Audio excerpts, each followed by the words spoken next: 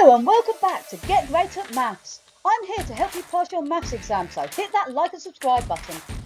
We're going to look at keywords, key formulas and how to gain top marks. So let's get ready to get great at maths. This is a question on multiplying fractions. In this question we have got to multiply 4/6 times by 1/8. You need to write your answer in the box here and this will give you 1 mark in the exam. Now your key facts, when you multiply your answer will be a fraction. So you start off with a fraction, the answer you need to write in this box here will also be a fraction. And to do it you need to multiply the numerators, which are the numbers at the top, multiply the denominators, which are the numbers underneath, and that is your answer. Then if you can, cancel down the answer. So make sure you follow these steps. Now on this question here, there is an alternative way of doing it.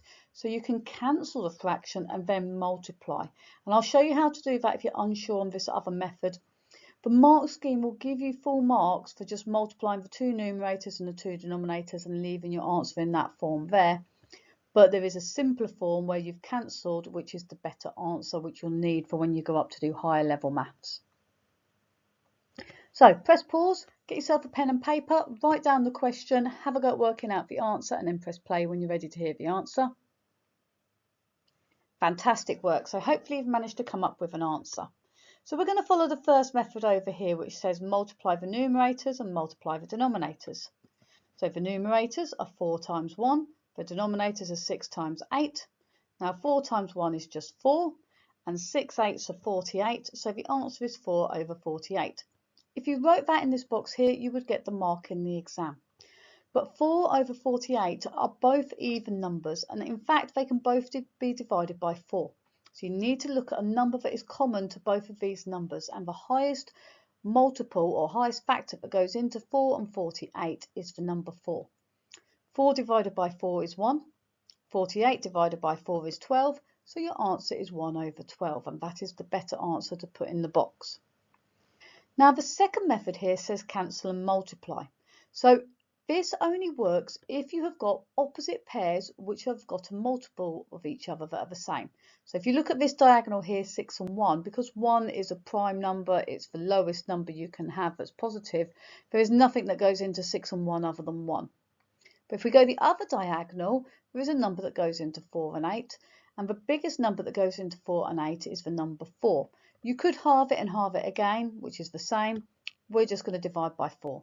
So we're going to cross out this 4 here, divide it by 4. 4 divided by 4 is 1, so they'll write a 1 by the side. Then we're going to divide 8 by 4. So 8 divided by 4 is going to be 2. So now we multiply the numbers in the numerator the same as before. 1 times 1 gives me the 1. 6 times 2 is 12. So this is a quicker way to get the answer of 1/12 rather than multiplying first then cancelling. It's easier to cancel first and then multiply. So that is a very useful trick, especially when you go on to higher level maths, when you look at doing this in terms of algebra. So you'll have to be able to cancel algebraic fractions as you go on to higher level maths. The mark scheme on this question shows the answer was 4/48 for 1m. The answer I gave was the answer over here, 1/12. If you'd have divided that fraction, 1 divided by 12, to give you a decimal, 0.83 recurring, I think it is much more difficult to work in decimals rather than working in fractions. So the answer I would be looking for is 1/12. It does say here, do not accept any rounded or truncated decimals. So for example, if you'd written 0.08, then you've rounded it. If you wrote 0.833, 0.083, then that has been truncated because you've just got rid of all the other 3's which are behind. And again, it is much more difficult to do the decimals than it is to work in fractions. If you found this video useful, please share, like and subscribe so we can all get great at maths. Remember, tell your friends. If you've enjoyed this video, please don't forget to share, like and subscribe. Please follow Get Great at Maths on TikTok, Instagram, Facebook and X. What do you want to see next on Get Great at Maths? Please comment below. See you next time.